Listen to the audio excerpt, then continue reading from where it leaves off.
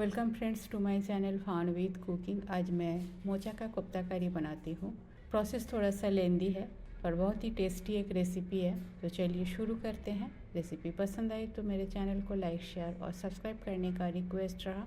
केले का फूल इस तरह का होता है देखने में। इसका ब्राउन कलर का जो ब्रैकेट होता है, ऊपर वाला पोर्शन इसको हटा देना पड़ता है। अंदर का फूल और एकदम बीच का जो पोर्शन होता है उसको पूरा ही लिया जाता है।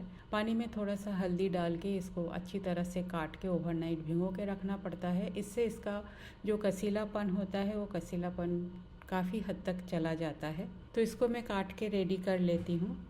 केले का फूल को मैं काट के रेडी कर लिया। इसके ऊपर थोड़ा सा हल्दी पाउडर डाल देती हूँ और ढक के ओवरनाइट इसको छोड़ देती हूँ। अगर ज़्यादा गर्मी के टाइम बना रहे हो तो इसको फ्रिज में ही डाल देना। विंटर के टाइम है तो आप इसको बाहर ही रख सकते हो। इस तरह के ढक के इसको बाहर छोड़ देना। नेक्स्ट डे इसका बाकी प्रोसेस करूँगी। केले का फूल को मैं पानी से निकल के डायरेक्टली प्रेशर कुकर में डाल रही हूँ और उसके बाद इसके अंदर थोड़ा सा फ्रेश पानी डाल के मीडियम फ्लेम में 2-3 व्हिसल लगा के इसे अच्छी तरह से बॉईल कर लूँगी। इन सब का डिटेल वीडियो मेरे चैनल पे ऑलरेडी है। ये वाली वीडियो लंबी हो जाएगी इसलिए मैं इसको थोड़ा थोड़ा करके स्किप करके दिखा रही हूँ। केले का फूल अच्छी तरह से बॉईल हो गया है।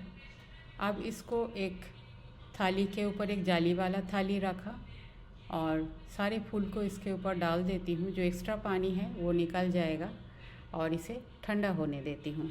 ये बिल्कुल ठंडा हो गया है। साथ में लूँगी आलू जो बॉईल करके रखी हूँ, चूरा सोयाबीन इसे पानी में भिगो के रखी हूँ, बेसन भी यूज़ करूँगी बाइंडिंग के लिए। पहले फूल को अच्छी तरह से मैश कर लेना है। तो इसे थोड़ा थोड़ा पोर्शन में एक ट्रे में ले लेती हूँ और हाथ बिल्कुल साफ़ है, हाथ से इसे मैश करती हूँ। मिक्सर में इसे ग्राइंड मत कीजिएगा, बिल्कुल पेस्ट बन जाएगा। तो इस तरह से हाथ से इसको मैश कर लेना है।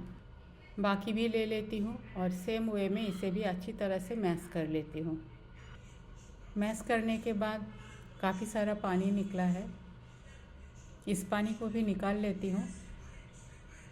नहीं तो कोफ्ता बनाने में काफ़ी सारा बाइंडिंग एजेंट डालना पड़ेगा और कोफ्ते का टेस्ट अच्छी नहीं आएगी।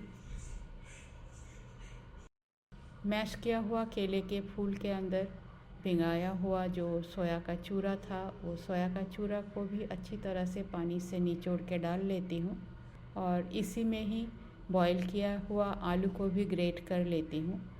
आपको आलू का कोई मेडिकल प्रॉब्लम है तो आलू स्किप कर सकते हो, ऐसे आलू डालने से टेस्ट अच्छी आती है। हाँ, थोड़ा सा कम ज़्यादा आप कर सकते हो। अब डालती हूँ इसमें बेसन। फ़िलहाल छोटे चम्मच का 3 चम्मच बेसन डालती हूँ, बाद में ज़रूरत पड़ेगी तो और डालना पड़ेगा। थोड़ा सा कालूंजी, मिर्च पाउडर अपने स्वाद अनुसार, आप काट के हरी मिर्च भी डाल सकते हो, अजवाइन थोड़ा सा, हल्दी पाउडर, नमक अपना स्वाद अनुसार। अब इन सारी चीज़ों को अच्छी तरह से हाथ से ही मैश करती हूँ, इससे अंदाज़ा अच्छी आएगी। इसमें भी आप चॉप किया हुआ प्याज डाल सकते हो पर उसमें मोचा का टेस्ट ख़राब हो जाता है। अगर टोटली मोचा का टेस्ट लेना है तो इसमें बारीक काटा हुआ प्याज को अवॉइड करना ही ठीक है। थोड़ा सा और बेसन लगेगी तो 2 चम्मच मैं और डाल देती हूँ और अच्छी तरह से इसे मिला लेती हूँ। कोफ्ता का डो बनके बिल्कुल रेडी है। अब इससे मीडियम साइज़ का छोटे छोटे बॉल मैं बना लेती हूँ।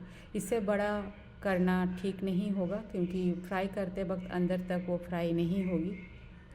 इससे छोटा आप कर ही सकते हो। तो पूरा बॉल मैं बना लेती हूँ। सारे कोफ्ता बनके बिल्कुल रेडी है। तेल बिल्कुल गर्म हो चुका है। कोफ्ते को फ्राई कर लेती हूँ। जितना आप तेल लोगे उस हिसाब से थोड़ा थोड़ा करके डालना। मैं एक साथ 4-5 डाल देती हूँ और इसे फ्राई कर लेती हूँ। कोफ्ता मेरा सारा फ्राई हो चुका है। इसमें से कुछ मैं रख लूँगी चाय के साथ खाने के लिए और बाकी का ग्रेवी बनाती हूँ। कढ़ाई में तेल डाल देती हूँ।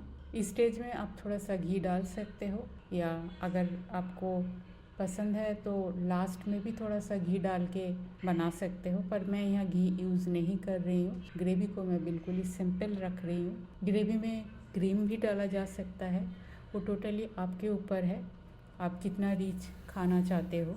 तेल में डाल देती हूँ थोड़ा सा जीरा, तेल और जीरा को अच्छी तरह से गर्म होने देती हूँ।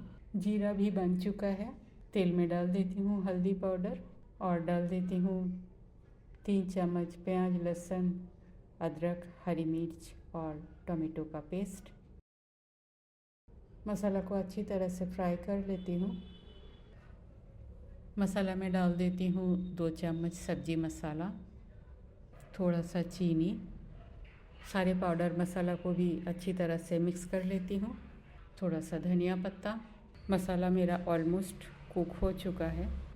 टेस्ट के हिसाब से नमक डाल देती हूँ। नमक यहाँ सिर्फ ग्रेवी का ही डालना है, कोफ्ते में ऑलरेडी नमक डाला हुआ है। 2 कप के आसपास मैं पानी डाल दिया। कवर करके इसे उबाल आने देती हूँ। ग्रेवी में अच्छी तरह से उबाल आ चुका है। थोड़ा सा गरम मसाला पाउडर। अब बनाई हुई कोफ्ता को डाल देती हूँ और एक बार उबाल आने से ही ये सब्ज़ी बनके बिल्कुल रेडी होगा, क्योंकि ज़्यादा देर तक कोफ्ते को उबालना नहीं है। कवर कर देती हूँ। कोफ्ते में अच्छी तरह से उबाल आ गया है। अब ये ग्रेवी काफ़ी डाइल्यूट लग रही है, पर ठंडा होने से ये ठीक हो जाएगा। कोफ्ता काफ़ी ग्रेवी को एब्जॉर्ब कर लेगा। इस स्टेज में मैं गैस बंद करके इसे थोड़ी देर के लिए स्टैंडिंग टाइम देती हूँ, उसके बाद सर्व कर लेती हूँ। मोचा का कोफ्ता करी बनके बिल्कुल तैयार है। प्लेन दाल चावल के साथ, रोटी परोठा के साथ, सबके साथ इसको लिया जा सकता है। आयरन से भरपूर होता है मोचा, तो इसे भी कंज्यूम करना चाहिए।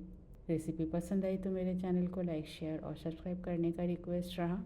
थैंक्स फ्रेंड, टाइम निकल के वीडियो देखने के लिए। आगे भी बने रहिए। होममेड हेल्दी सिंपल रेसिपी मेरे चैनल पे अपलोड होती है। पसंद आए तो फ्रेंड सर्कल में शेयर ज़रूर कीजिएगा। आज यहाँ तक ही, मिलते हैं कोई और एक नया रेसिपी के साथ। तब तक के लिए बाय, हैप्पी गुड डे।